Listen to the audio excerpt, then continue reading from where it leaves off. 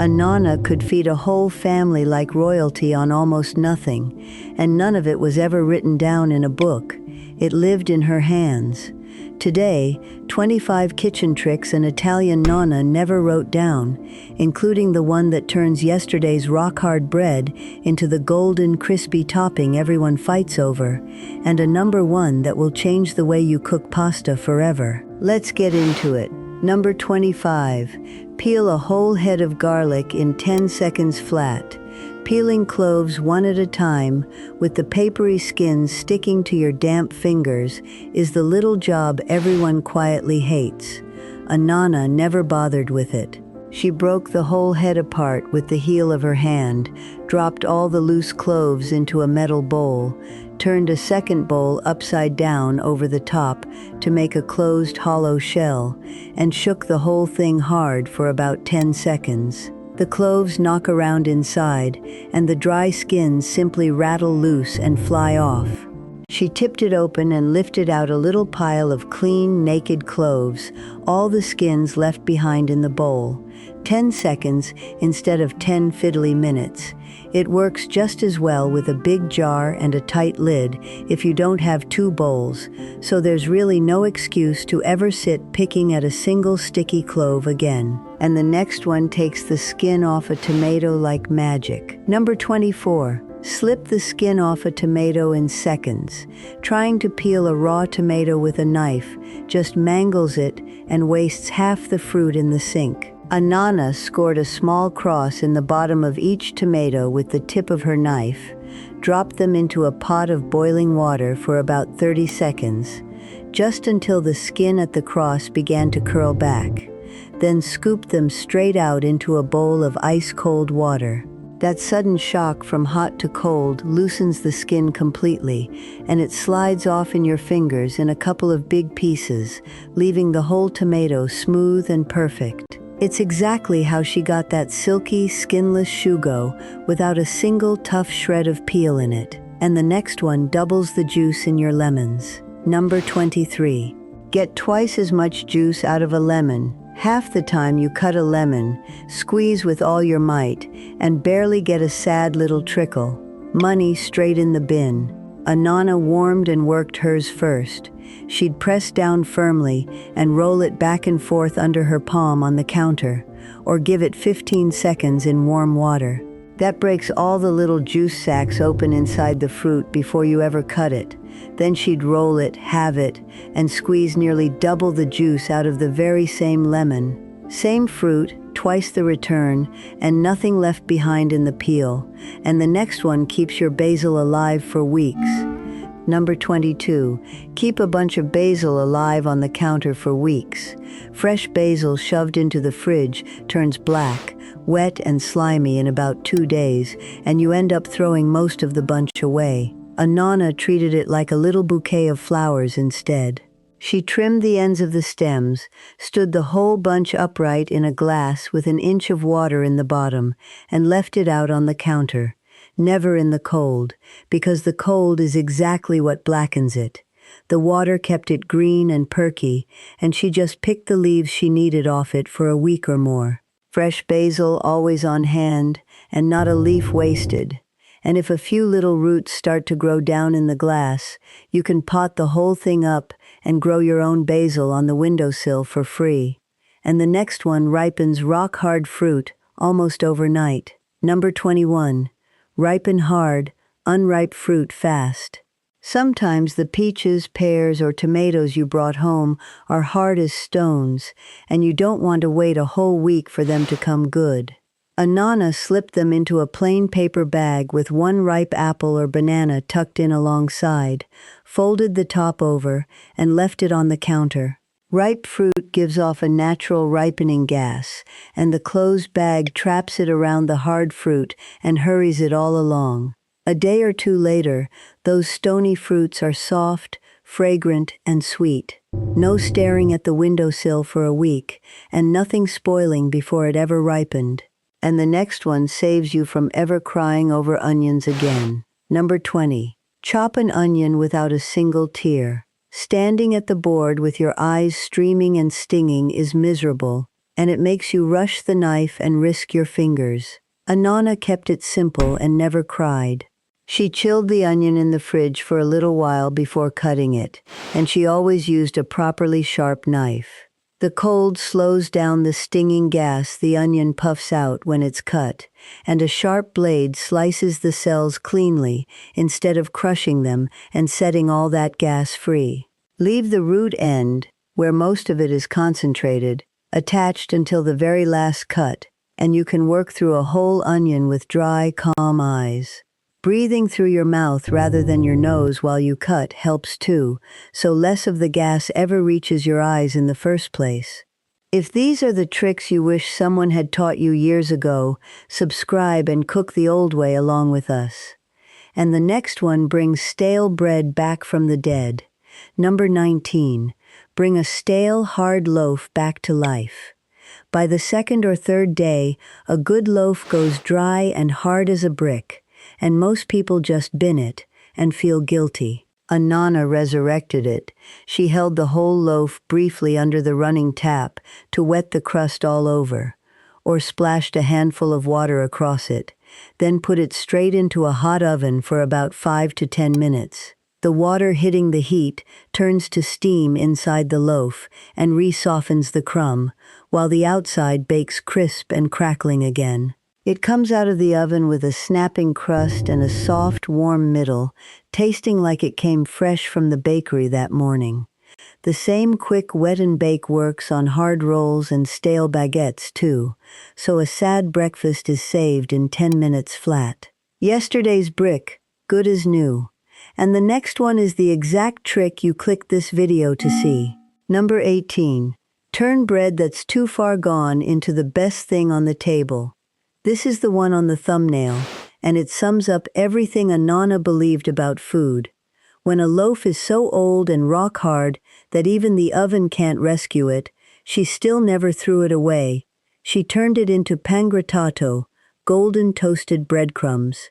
She grated or crumbled the hard, dry bread into rough crumbs, then toasted them slowly in a pan with a little olive oil, a clove of garlic, and maybe a pinch of herbs, until they turned deep gold, crunchy and fragrant enough to fill the whole kitchen. Scattered over pasta, soup, or vegetables, that useless stale loaf became the crispy topping everyone at the table fought over, the poor man's parmesan. The cheapest, most forgotten thing in the house turned into the tastiest, and not a single crumb went in the bin. And the next one is a scrap you've been throwing away for years. Number 17. Never throw away a Parmesan rind. When you reach the end of a wedge of Parmesan, that hard, waxy rind looks like nothing but rubbish. To Nonna, it was pure, bottled flavor.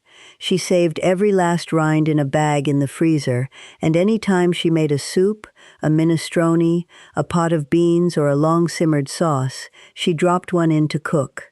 As it simmers, the rind softens and slowly releases a deep, savory, cheesy richness into the whole pot that you simply cannot get any other way.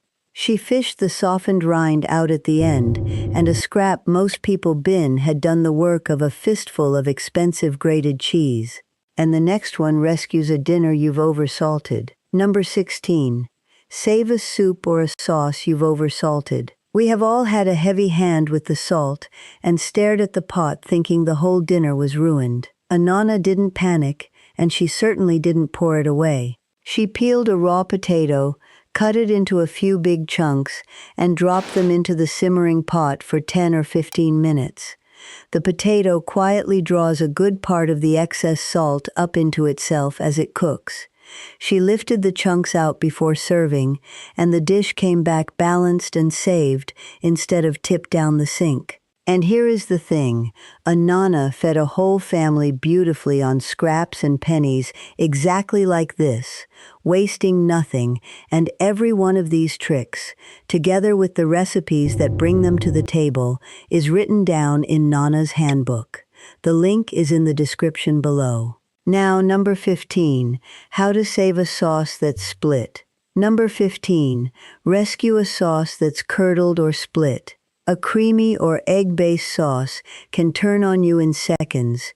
Suddenly it goes grainy and separates into greasy little lumps, and it looks like a complete disaster. A Nonna brought it back from the edge. She pulled the pan off the heat straight away to stop it cooking any further, then whisked in a small splash of cold water, or dropped in a single ice cube, and beat it hard and fast. The shock of the cold and that little bit of liquid pull the sauce back together into something smooth again.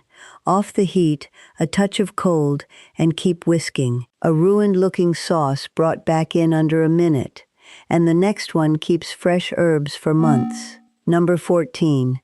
Keep fresh herbs for months instead of watching them rot. You buy a big, hopeful bunch of parsley, sage, or oregano, use a little, and the rest slumps into slime at the back of the fridge within a week. A Nonna chopped the leftover herbs, packed them down into the compartments of an ice cube tray, covered them with olive oil, and froze the whole tray. Whenever she cooked, she popped out a herb and oil cube and dropped it straight into the hot pan.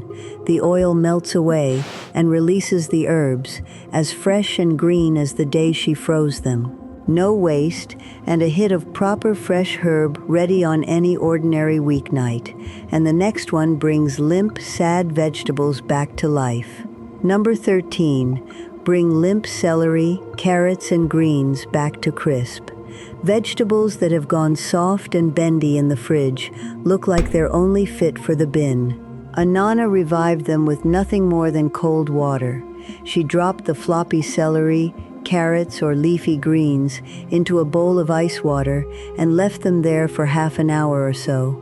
The cells drink the water back up, and the vegetables turn firm, crisp, and fresh again, snapping cleanly like they were just picked. What looked like waste becomes perfectly good produce once more for the price of a bowl of water, and the next one fixes a sauce that tastes too sharp. Number 12. Fix a tomato sauce that tastes too sharp and acidic. Sometimes a tomato sauce comes out biting and sour, and no amount of stirring or staring tells you what's missing. A Nonna's correction was almost invisible. A tiny pinch of sugar stirred in near the end. It doesn't turn the sauce sweet, it simply balances out the sharp acidity of the tomatoes and rounds the whole thing into something smooth and mellow. A small pinch of baking soda does the very same job, if you'd rather. That one quiet little fix is the difference between a harsh, thin-tasting sauce and a rich, rounded one worth mopping up with bread. And the next one saves a whole pot that's caught on the bottom. Number 11. Save a stew or a sauce that's caught and burned on the bottom. The instant you smell that scorched, bitter bottom, the natural instinct is to grab a spoon and stir, which is the single worst thing you can do, because it drags the burnt taste all through the pot. A Nonna did the exact opposite. She lifted the pot off the heat immediately and, without scraping or stirring the burnt layer at all, gently ladled or poured only the good stew from the top into a fresh, clean pot, leaving the scorched crust stuck behind. A quick taste tells you the rest. If the burnt flavor hasn't spread, the dinner is completely saved. Never stir a burnt pot. Lift the good part out and walk away from the rest. And the next one tells you in seconds if an egg has gone off. Number 10. Know in seconds whether an egg is still good. When you're not sure how long an egg has been sitting there, cracking it open and hoping for the best is a nasty gamble. A Nonna just filled a glass with water and gently lowered the egg in. A fresh egg sinks and lies flat on its side on the bottom. An older but still perfectly good egg stands up on one end, and if it floats up to the top, it's gone off. Throw it out. As an egg ages, a little pocket of air builds up inside the shell and slowly lifts it, so the water quietly tells you everything you need to know. No waste, and no horrible surprises cracked into your bowl. And the next one softens rock-hard butter in about a minute. Number 9. Soften fridge-hard butter in about a minute. You want to spread it or bake with it, and the butter is a freezing brick that tears your bread and refuses to cream. Nonna had 2 quick ways round it. She'd coarsely grate the cold butter, so the thin little shreds warm and soften almost the moment they hit the air. Or she'd warm a glass under hot water, dry it, and set it upside down like a small dome over the stick of butter, and the trapped heat softened it in a minute or 2. No leaving it out for an hour, and no melting it into a greasy puddle in the microwave. And the next one gets the bitter skins off your nuts. Number 8. Slip the bitter skins off nuts and almonds. Those thin, papery brown skins on hazelnuts and almonds turn bitter when cooked and can spoil a delicate cake or sauce. Nonna loosened them with a little heat and water. For almonds, she dropped them into boiling water for about a minute, and the skins slipped straight off between her fingers. For hazelnuts, she toasted them in a dry oven until the skins darkened and cracked, then tipped them into a tea towel and rubbed them together briskly. The skins flaked off and stayed in the cloth. Clean, sweet nuts ready for baking, with none of that bitter edge, and the next one keeps your good cheese fresh far longer. Number 7. Stop good cheese from sweating and going moldy. Wrap a nice piece of cheese tightly in cling film, and it suffocates. It sweats, turns greasy, and grows mold within a few days, so half of it ends up in the bin. Nonna wrapped hers in parchment or wax paper instead, then set it loosely in a bag. The paper lets the cheese breathe just enough while still holding in the moisture it needs, so it stays fresh, firm, and good for far longer. A decent cheese is not cheap, and this one simple change in how you wrap it is how you stop throwing half of it away. And the next one wakes up your tired dried herbs. Number 6. Wake up tired, flavorless dried herbs and spices. Dried oregano or rosemary that has been sitting in the cupboard for a while can taste of almost nothing, and you tip in more and more, trying to get some flavor out of it. Nonna didn't just shake it straight from the jar. She crushed the dried herbs between her fingers and the palm of her hand, right over the pot, as she added them. That crushing breaks the dried leaves open and releases the aromatic oils where all the flavor is locked, so even old, tired herbs suddenly smell and taste alive again. A 2-second habit that quietly makes everything you season taste more like it should. And the next one gives your sauce a glossy, restaurant finish. Number 5. Give any sauce a glossy, restaurant-quality finish. Ever wonder why a simple sauce in a good little trattoria looks silky and clings to the pasta, while yours sits flat and watery on the plate? Nonna finished hers off the heat.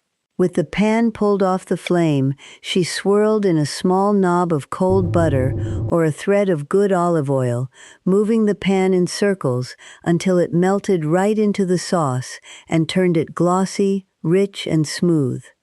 That final touch emulsifies the sauce so it coats every strand instead of sliding straight off.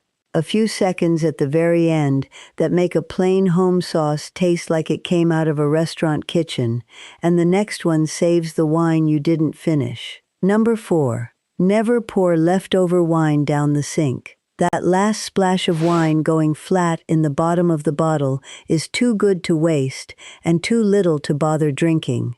Nonna froze it. She poured the leftover red or white into an ice cube tray and kept the little frozen wine cubes in a bag in the freezer. Anytime a sauce, a risotto, a stew, or a slow braise called for a splash of wine, she dropped a cube or two straight into the hot pot. It melts in and adds that deep, savory, grown-up depth to the dish, and not a single drop was ever wasted.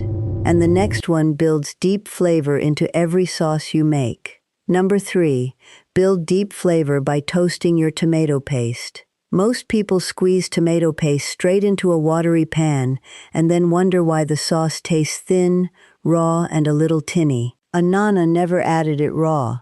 She pushed the onions and garlic to one side of the pan, dropped the spoonful of tomato paste into the hot oil in the clear space, and let it fry and toast for a minute or two until it darkened and turned sweet and rich, before stirring everything together. That one small step caramelizes the paste and gives the whole sauce a deep, roasted, almost meaty backbone, the very same ingredients, but twice the flavor in the pot. And the next one lifts any dish that tastes flat and heavy. Number 2. Lift any flat, heavy dish with a single splash. Sometimes a soup, a stew, or a braise tastes rich, but somehow dull and lifeless, and you keep adding salt to try to fix it, which only makes it heavier and worse. A Nonna reached for acidity instead. A small squeeze of lemon or a tiny splash of wine vinegar, stirred in right at the very end, wakes the whole dish up. It doesn't make it sour, it brightens and balances all those heavy, savory flavors and makes them sing. When something tastes flat, 9 times out of 10, it needs a little acid, not more salt. And now, number 1, the secret that changes your pasta forever. Save a cup of your pasta water, it's liquid gold. This is the one trick that truly separates a home cook from a nonna, and almost nobody outside an Italian kitchen was ever told it. Just before she drained the pasta, a nonna always dipped a cup into the pot and saved some of that cloudy, starchy cooking water. Then, instead of draining the pasta and drowning it in sauce, she tossed the drained pasta straight into the pan with the sauce and splashed in a little of that starchy water, stirring hard over the heat for a minute. The starch in the water binds the sauce to the pasta and turns the whole thing silky, so it clings to every single strand instead of sliding off into a watery puddle at the bottom of the plate. It is the one difference between pasta that tastes homemade and pasta that tastes like a proper Italian restaurant, and it costs nothing but the water you were about to pour straight down the drain. That, more than anything, is the kind of secret a nonna never needed to write down. It was simply how it was done. So there they are, 25 kitchen tricks an Italian nonna never wrote down because she never needed to. They weren't recipes, they were the everyday wisdom of a woman who could turn scraps and pennies into a table full of food and never waste a single crumb.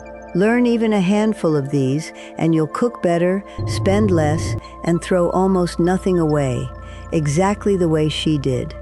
And if you want the whole collection gathered in one place, along with the recipes that go with them, it's all written down in Nonna's Handbook, linked in the description below. That cast iron pan I toasted the breadcrumbs in earlier, how a nonna cleaned it, seasoned it, and kept it going for a lifetime, is in the video on your screen right now, so go and watch that one next. Subscribe, and let's keep bringing back the tricks the world was starting to forget.